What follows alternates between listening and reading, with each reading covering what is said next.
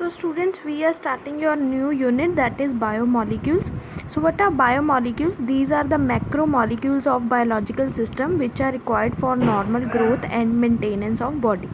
तो किसी भी biological system में जो macromolecules होते हैं, macromolecules means which are made up of more than one molecule, जिसमें बहुत सारे molecules attach हों. सो बायोमॉलिक्यूल्स क्या हैं? मैक्रोमॉलिक्यूल्स ऑफ बायोलॉजिकल सिस्टम, जो कि हमें चाहिए किसके लिए? Normal growth and maintenance of body. So first biomolecule we are going to discuss is carbohydrates. So what are carbohydrates? These are polyhydroxy aldehydes और polyhydroxy ketones.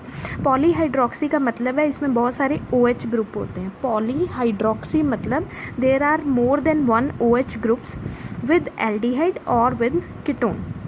So carbohydrates are classified into following types. So first type is monosaccharides. तो monosaccharide का मतलब क्या है? These are the carbohydrates which contain only one saccharide unit.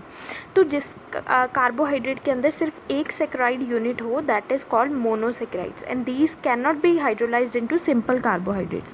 अब monosaccharides का मतलब क्या है? इनको आगे simple carbohydrates में तोड़ा नहीं जा सकता. जैसे कोई एलिमेंट है कार्बन, अब कार्बन को आगे नहीं ब्रेक कर सकते. So similarly in biomolecules monosaccharides क्या है? Simplest unit of carbohydrates. Example है glucose and fructose. Next is oligosaccharides. These are the carbohydrates which contain 2 to 10 saccharide units. Example sucrose, maltose या फिर लैक्टोज. तो वो कार्बोहाइड्रेट्स जिसमें 2 से लेकर 10 तक सेक्राइड यूनिट्स हों combined, that is called oligosaccharides. Next are polysaccharides. So these are the carbohydrates which contain more than 10 saccharides units. तो जिसके अंदर 10 से ज़्यादा saccharide units हैं वो क्या होंगे? polysaccharides. So next classification is aldoses. So these are the carbohydrates which contain aldehyde functional group. तो वो carbohydrates जिनके अंदर क्या हो? aldehyde is present as a functional group, that is called aldose. Example है glucose. Ketose क्या है? These are the carbohydrates which contain ketone functional group, and the example is fructose. So next है आपका reducing sugars. So the carbohydrates जिनके अंदर free aldehyde group है, ठीक है, CHO ग्रुप जो फ्रीली प्रेजेंट है, that can reduce Fehling solution and Tollen solution. ठीक है, वो दोनों को क्या कर सकता है? रिड्यूस कर सकता है. So these carbohydrates are called reducing sugars. Example है सारे मोनोसेक्राइड्स जो आपने अभी पढ़े, glucose and fructose, and all disaccharides except sucrose को छोड़ के बाकी सारे disaccharides are reducing sugars. Next are non-reducing sugars. The carbohydrates which cannot reduce tolerance reagent and Fehling solution are called as non-reducing sugars. Example sucrose and all polysaccharides. तो सारे carbohydrates जो tolerance reagent या Fehling solution को नहीं reduce कर सकते उनको क्या कहा जाता है? non-reducing sugars. फेलिंग सोल्यूशन आप पढ़ चुके हो. फेलिंग सोल्यूशन क्या है? 2 है. Fehling solution A and B. Fehling solution A क्या होता है? Copper sulphate solution, and Fehling solution B sodium potassium tartrate और रॉशल सॉल्ट. टॉलन सोल्यूशन क्या है? Ammoniacal silver nitrate, that is it is a mixture of silver nitrate and ammonium hydroxide. Fructose does not contain free aldehyde. ठीक है, still it is reducing because it changes naturally to glucose which contain aldehyde. Fructose एक में कोई free aldehyde नहीं होता, लेकिन वो किसके अंदर आता है? रिड्यूसिंग शुगर्स के अंदर. क्यों? क्योंकि वो किस में कन्वर्ट हो जाता है? ग्लूकोज में. वो नेचुरली बाद में किस में कन्वर्ट हो जाता है? ग्लूकोज में, which already contain a free aldehyde. So that's why it comes under the category of reducing sugars. Next are monosaccharides. Monosaccharides अब हम ग्लूकोज की प्रेपरेशन करेंगे. So first is glucose. It can be prepared by hydrolysis of sucrose. तो sucrose का formula क्या है? C12H22O11 plus water in the presence of H positive get converted to glucose and fructose. Second preparation is hydrolysis of starch. आप starch की क्या कर दो? Hydrolysis, and you will get n molecules of glucose. As we all are familiar that the formula for glucose is C6H12O6. Next is structure. What is the structure of glucose? So open chain structure करते हैं हम पहले. So this is the open chain structure. So this is the open chain structure for glucose. तो ग्लूकोज के अंदर क्या होता है? फर्स्ट जो है आपका aldehyde group having formula C double bond OH. Then आपके 4 क्या होते हैं? हाइड्रोक्सिल. ठीक है, 4 carbons each having OH group. और आपके जो 6th है that is the CH2OH group. ठीक है, तो आपका ग्लूकोज का स्ट्रक्चर क्या है? Aldehydic group at starting, then CHOH4 and last में CH2OH. So this is the structure for glucose. Next is the evidence for this structure. First is reaction with HI. Glucose hydrogen iodide के साथ react करता है to give an hexane. ठीक है, N hexane आपको एक लंबी 6 कार्बन एटम की चेन मिलती है जो क्या शो करता है कि that all the 6 carbon atoms are present in the straight chain, के सारे 6 जो कार्बन एटम्स हैं that are present in the straight chain. Reaction with hydroxylamine. अब हाइड्रोक्सिल अमीन का फॉर्मूला क्या होता है? NH2OH. तो ग्लूकोज हाइड्रोक्सिल अमीन के साथ रिएक्ट करता है एंड वाटर जो है वो बाहर निकलता है और आपका क्या बनेगा? C double bond NOH. तो ये हमें क्या बताता है? प्रेजेंस ऑफ एल्डिहाइडिक ग्रुप या प्रेजेंस ऑफ कार्बोनिल ग्रुप ये यहाँ पे प्रेजेंट है. ठीक है, पहले एविडेंस हमें क्या बताता है? Presence of straight chain in glucose. Second क्या बताता है? Presence of carbonyl group. And next is reaction with HCN मतलब हाइड्रोजन साइनाइड के साथ. तो एल्डिहाइड का हम अभी पढ़ के आए हैं पीछे चैप्टर में. तो एल्डिहाइड हाइड्रोजन साइनाइड के साथ क्या बना था? Cyanohydrin. So it shows the preparation formation of aldehydic group. Next is oxidation with nitric acid HNO3 के साथ.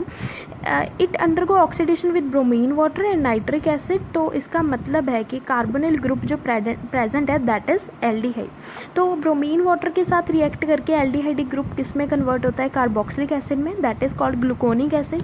Nitric acid is the strong oxidising agent, so it reduces the terminal carbon atoms to carboxylic group that is glucaric acid. ठीक है, bromine water के साथ सिर्फ ऊपर वाला carboxylic acid में चेंज होता है, लेकिन इसके अंदर जो आपके टर्मिनल है CHO as well as CH2OH group that will get change to form glucaric acid. Reaction with acetic anhydride. जो ग्लूकोज है वो आपका किसके साथ रिएक्ट करता है? एसिटिक एनहाइड्राइड के साथ टू गिव एसिटिक एनहाइड्राइड के साथ रिएक्ट करता है to give glucose penta acetate. ठीक है, 5 ग्रुप्स हैं. CHO एज इट इज़ रहेगा और बाकी जो आपके OH ग्रुप हैं वो किस में कन्वर्ट हो जाएंगे? एसीटेट ग्रुप में. This shows the presence of 5 hydroxyl group. ठीक है, इससे पता लगता है हमें कि 5 हाइड्रोक्सिल ग्रुप्स प्रेजेंट है. तो अगर आपको आए कि state the evidences for open chain structure of glucose, तो आपने ये 5 के 5 एक्सप्लेन करने हैं. Next is D and L notation. अब ग्लूकोज में 2 तरह की नोटेशन होती है, one is D and other is L. Dextro rotatory and levo rotatory. ठीक है, ये हम कैसे देखते हैं? दिस कैन बी, ये एब्सोल्यूट कॉन्फ़िगरेशन नहीं होती, this is a relative configuration.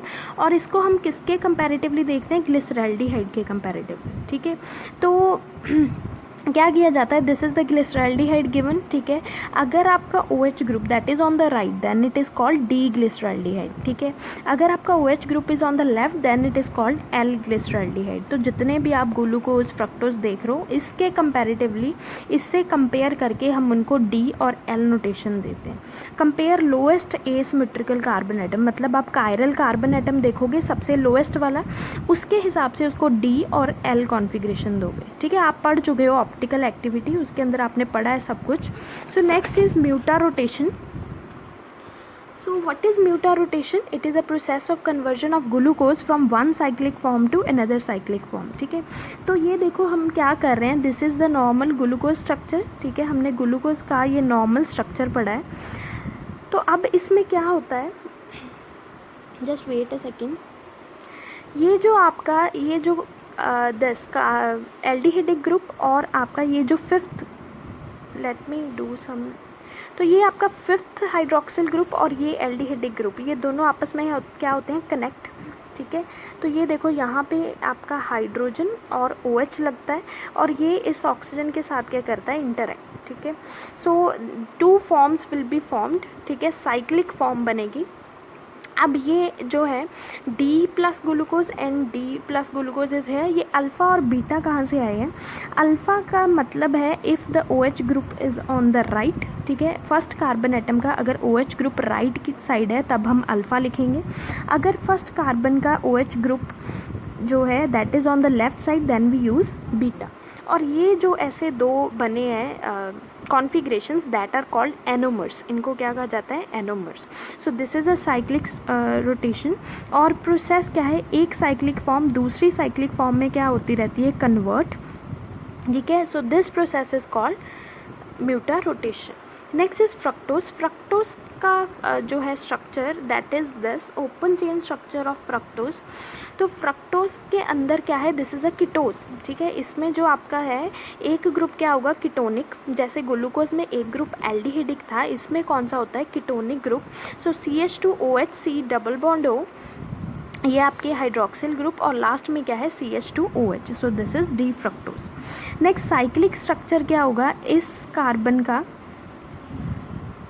So this carbon will interact with the fifth carbon atom. ठीक है, सिमिलरली जैसे हमने ग्लूकोज का साइक्लिक स्ट्रक्चर बनाया है वैसे ही हम किसका बनाएंगे, फ्रक्टोज का.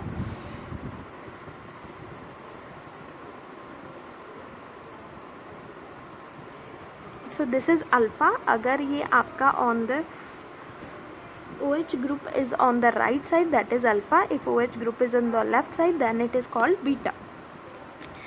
So this is the Harvard projection formula. तो ये आपकी क्या है, cyclic structure for alpha D fructose and beta D fructose.